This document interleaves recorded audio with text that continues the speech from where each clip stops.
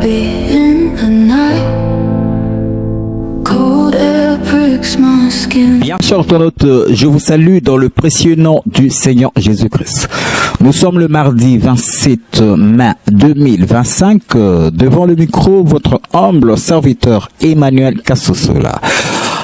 C'est bel et bien votre émission Réma sur la RDC. Réma sur la RDC, ce magazine qui véhicule des messages évangéliques et prophétiques sur la nation congolaise. Dans cette émission, bien chers internautes, du mardi 27 mai 2025, nous aurons à débattre un thème qui est intitulé « D'une génération à une autre ». D'une génération à une autre, voilà donc le thème auquel nous allons développer dans cette émission, toujours par rapport à notre nation, la RDC. Avant cela, permettez-moi de saluer mon père spirituel, le prophète de la nation, Némi Lomanga, du côté de l'église Porte de Cana à Massina. Je saluerai le prophète René Mwini Badjoko, du côté de Massina. Je saluerai mon père biologique, Bois Bernard Kassosola, Djoumalokali, du côté de Kitambo. Je saluerai tous les fidèles de l'église Goshen, avec le représentant légal, pasteur Jedi Bazola, Walobi. Le dimanche passé, 25, il y a eu un grand événement à Goshen avec l'apôtre, le patriarche Tambouliko, c'est ce qui confirme d'ailleurs le thème d'aujourd'hui, d'une génération à une autre. Nous allons développer cela dans cette émission. À la réalisation, Aïcha Milolo Saïdi, et à la caméra, Sylvie Bampembe, ainsi que Insidi Bazola et Faverdi Mazambi. Bien chanteuse. D'une génération à une autre. En fait, nous voulons parler génération Moïse à la génération Josué. De la génération des aînés à la génération des cadets. De la génération des pères à la génération des fils. Voilà donc d'une génération à une autre. Une génération qui s'en va et une génération qui prend la relève. Dans cette vie, nous sommes comme dans une course à relais où une génération s'en va et une autre prend la relève. Voilà donc ce que nous voulons parler dans cette émission Réma sur la RDC, d'une génération à une autre. De la génération Moïse à la génération Josué. Voilà donc le thème, toujours par rapport à notre nation, la RDC. Bien chers internautes, par rapport à notre nation, quel est le plan de Dieu? Ce que Dieu veut faire avec notre nation. De la même manière, avec l'histoire d'Israël, il y avait eu une génération, la génération Moïse. Moïse était la personne qui avait reçu la vision de Dieu au buisson ardent et il avait comme mission de libérer les enfants d'Israël de l'Égypte et de le faire entrer à Canaan. C'était la vision donnée à Moïse, qui est le visionnaire de la génération Moïse. Avec cette génération, il y avait aussi Josué et Caleb. Ils étaient au départ de la mission de Moïse. Dieu a fait tant de choses avec les enfants d'Israël, avec la direction de Moïse. Il a fondu la mer rouge en deux parties. Il a fait tomber, il a fait des miracles avec la direction de Moïse, avec le peuple d'Israël. Cependant, arrivé au désert, il y aura une faute que Moïse fera, ainsi que les 12 espions qui étaient entrés à Canaan. 10 de ces espions, parce qu'ils étaient à 12, 10 de ces espions avaient découragé le peuple d'Israël. Il n'y avait que 2, Josué et Caleb, qui eux, connaissant les miracles de Dieu, connaissant qu'ils étaient avec Dieu, eux, ils avaient la foi qu'ils allaient prendre Canaan.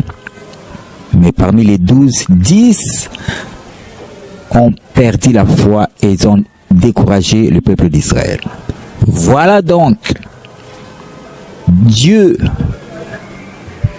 lancera sa sentence qui n'était rien d'autre que il devait errer pendant 40 ans dans le désert, c'est là dans le but d'éliminer toute la génération Moïse dans le désert.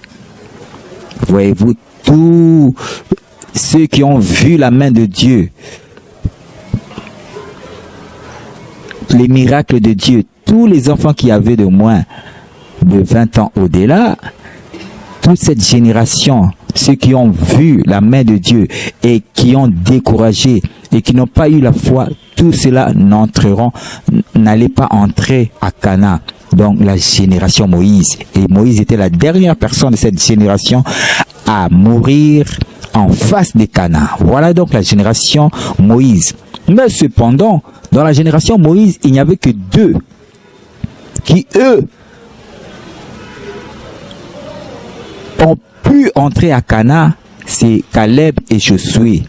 Et c'est eux qui sont les géniteurs de la génération Josué, la génération de ceux qui vont palper la main de Dieu, la promesse de Dieu. Par rapport à notre nation, que cela signifie? Cela signifie que Dieu veut faire quelque chose dans notre nation. Il y a 2 générations, que ce soit dans la politique, que ce soit dans l'église, que ce soit partout, dans tous les domaines de cette nation, la RDC. Cette nation a une promesse d'élévation, une promesse de grandeur. Mais Dieu est en train de purger une génération qu'on appelle génération Moïse, génération de ceux qui ne vont pas entrer, ceux qui ne vont pas palper ce que Dieu va faire dans cette nation, la RDC. C'est ça la génération Moïse. Que ce soit dans la politique, il y a des gens auxquels Dieu ne permettra pas qu'ils voient la gloire de Dieu dans cette nation. Et ce sont ceux qu'on appelle la génération Moïse.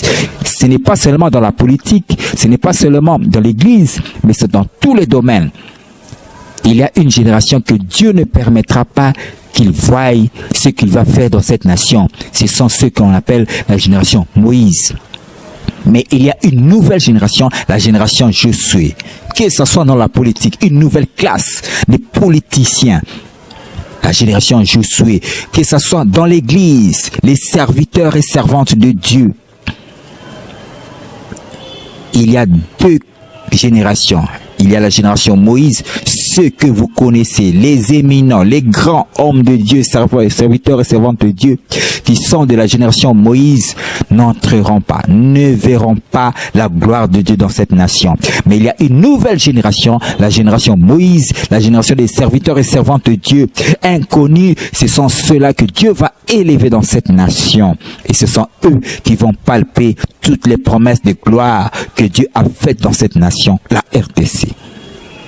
Ce thème, déjà, Dieu a eu inspiré un homme de Dieu, le prophète, le serviteur de Dieu, Roger Baka. Il a eu à donner ce message de la génération Josué. Voyez-vous, la génération de ceux qui vont voir, palper la main de Dieu. Mais sachez bien que Dieu veut purger la génération Moïse. Il y a une grande épreuve qui arrive dans notre nation. C'est dans cette épreuve que Dieu va éliminer la génération Moïse, que ce soit dans la politique, que ce soit dans l'église, que ce soit scientifiquement.